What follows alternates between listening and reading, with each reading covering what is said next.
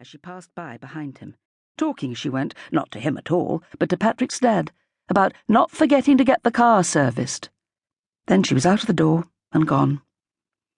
Minutes later, Patrick was being hustled into the car, and his dad was telling him to be careful crossing the road by the school, to wait until the lollipop man said he could cross.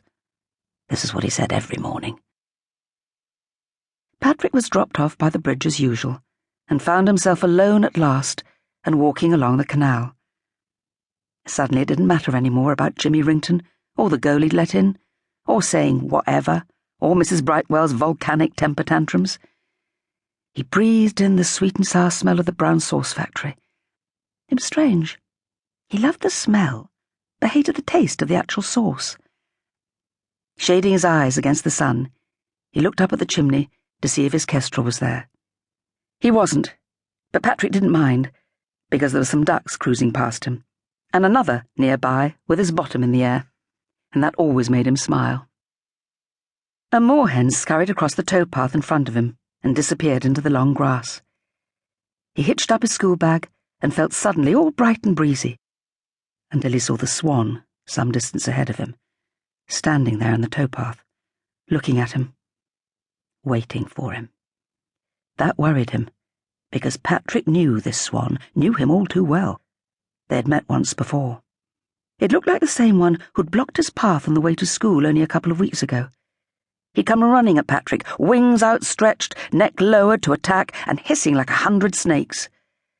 Patrick had had to run into the undergrowth to escape him, and had fallen into a patch of nettles.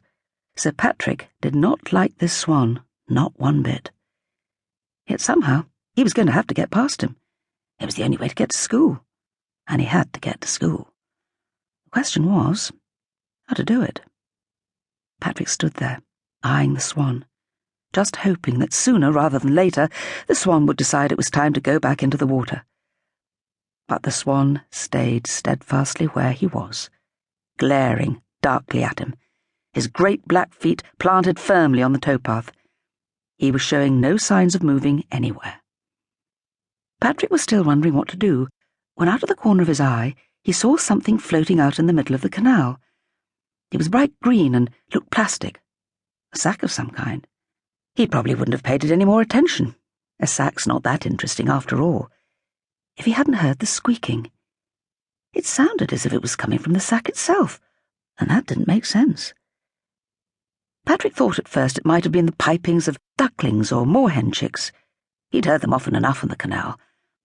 But then he remembered that there weren't any chicks around, not any more, because it was autumn.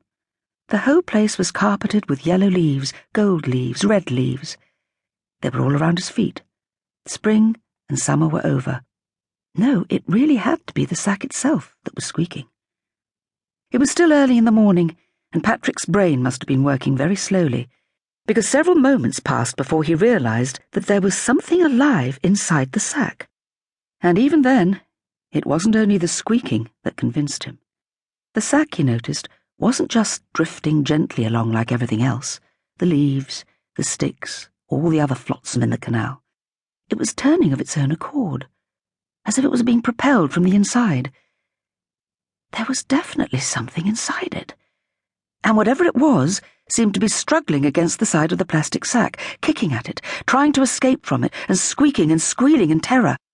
He had no idea what it might be, only that it was alive, and in danger of drowning. The canal wasn't that wide. It was dirty, but it wasn't wide. He could do it. Patrick didn't think about it anymore. He shrugged off his school bag and leapt into the canal.